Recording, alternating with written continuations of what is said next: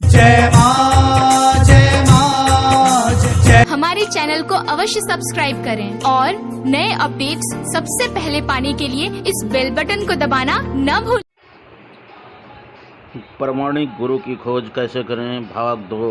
प्रमाणिक गुरु की खोज के लिए सबसे पहले हमें प्रमाणिक गुरु शिष्य परंपरा को खोजना होगा, जिसकी चर्चा भगवान श्री कृष्ण ने भगवत गीता में की है। एवं परंपरा परमात्मा, अर्थात इस परम ज्ञान की प्राप्ति गुरु शिष्य परंपरा के द्वारा ही की जाती है। इस पर प्रमाणिक गुरु शिष्य परंपरा की विशेषता यह होती है कि इस मूल ज्ञान का स्रोत भगवान स्वयं होते हैं, अर्थात सबसे पहले भगवान स्वयं ही ज्ञान देते हैं।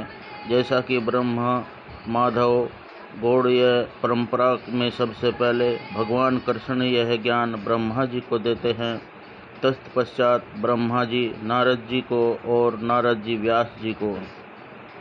परंपरा में आगे आने वाले गुरु उसी ज्ञान को केवल दोहराते हैं और जब स्वयं ही अपने और इस जगत के विषय में ज्ञान देते हैं तो वह ज्ञान पूर्ण ही होता है। परंपरा में आ रहे गुरु से संबंध स्थापित करने पर शिष्य का संबंध केवल अपने गुरु से ही नहीं अपितु गुरु के गुरुओं और उनके पहले के सभी गुरुओं से हो जाता है, क्योंकि गुरु द्वारा दिए जाना वाला ज्ञान बहुत ही महत्वपूर्ण होता है और हमारे जीवन में अत्यधिक विशेष महत्व रखता है। इसलिए गुरु के लक्षणों को समझना बहुत आवश्यक है, अन्यथा हमारी स्थिति भी उसी व्यक्ति के समान हो सकती है जो सोना खरीदने के लिए निकलता है, किंतु सोने की प्रमाणिकता का ज्ञान न होने के कारण धोखा खा जाता है और पीतल खरीद कर ले आता है। आजकल अनेक लोग गुरु के भौतिक लाभ जैसे कि धन परीक्षा में सफलता, स्वास्थ्य इत्यादि हेतु जाते हैं, किंतु सत्य तो यह है कि वास्तविक गुरु अपने शिष्य को भौतिक लाभ देने के लिए नहीं होते। साधु का अर्थ जो काटता है, अर्थात जो अपने शिष्य को भौतिक बंधनों की गांठों को काटते हैं। गुरु के अपने आचरण द्वारा सिखाना चाहिए और उनका अपने मन और इंद्रियों पर नियंत्रण होना चाहिए। इसी कारण गुरु को आचार्य भी कहा जाता है। वाचो वेगम मानस क्रोध वेगम जिह्वा वेगम उदरोपस्थ वेगम एतान्नं वेगान् यो वेश्येत धीरं सर्वां पीमा पृथ्वी स शिष्यातः। वह धीर व्यक्ति जो अपने मन, वाणी, क्रोध, जिह्वा, पेट और ज्ञानेंद्रियों के वेग को नियंत्रित कर सकता है, वही पूरे विश्व में शिष्य बनने योग्य है। इस प्रसंग में एक घटना ऐसी आती है। एक बार एक साधु किसी घर में भोजन के लिए गए और वहाँ उस गृहिणी ने जो उन्हें भोजन परोस रही थी, आग्रह किया कि वे उसके छोटे से बच्चे को समझाएं कि वह अधिक मीठा न खाए, यह उसके स्वास्थ्य के लिए अच्छा नहीं है। इस पर साधु ने कुछ नहीं कहा और बोले कि मैं एक हफ्ते बाद इस विषय पर चर्चा करूँगा और चले गए।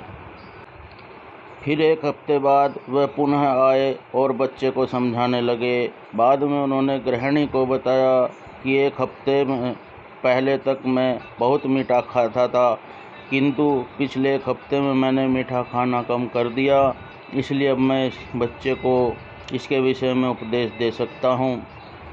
गुरु में साधु गुणों का होना अत्यंत आवश्यकतावश है, जैसा कि श्रीमद् भागवत 3:25-21 में बताया गया है।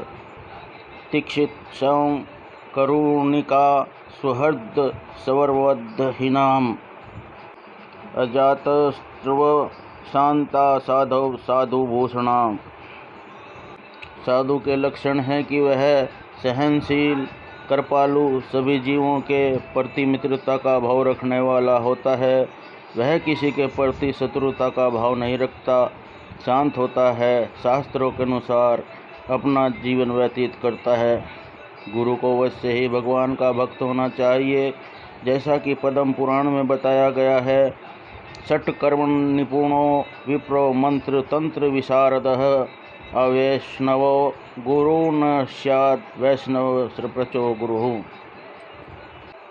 यदि कोई विद्वान ब्राह्मण वैदिक ज्ञान के सभी विषयों में दक्ष है किंतु कृष्ण भगवान भावना के विज्ञान में दक्ष नहीं अर्थात भगवान का भक्त नहीं है, ऐसा व्यक्ति गुरु नहीं बन सकता। किंतु यदि कोई असंस्कृत परिवार से भी जन्म लिया है परंतु वैष्णव है अर्थात उसे भगवत भक्ति का ज्ञान है तो वह गुरु बन सकता है। गुरु का चुनाव उनकी जाति रंग देश इत्यादि देखकर नहीं किया जाना चाहिए अपितु उनकी योग्यता के अनुसार किया जाना चाहिए।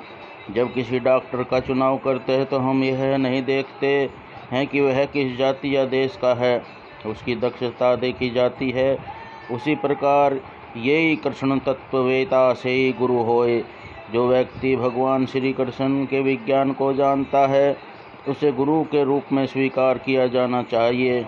यह आवश्यक नहीं है कि वे संस्कृत के विद्वान हैं या नहीं, परंतु उनको शास्त्रों में मर्म का भली भांति ज्ञान होना चाहिए और वे जो बोल रहे हैं वह शास्त्रों के अनुसार होने के साथ साथ पहले गुरुओं एवं साधुओं के मतानुसार ही होना चाहिए, अर्थात उनकी वाणी और परंपरा में आ रहे अन्य गुरुओं की वाणी की में कोई अंतर नहीं होना चाहिए। धन्यवाद।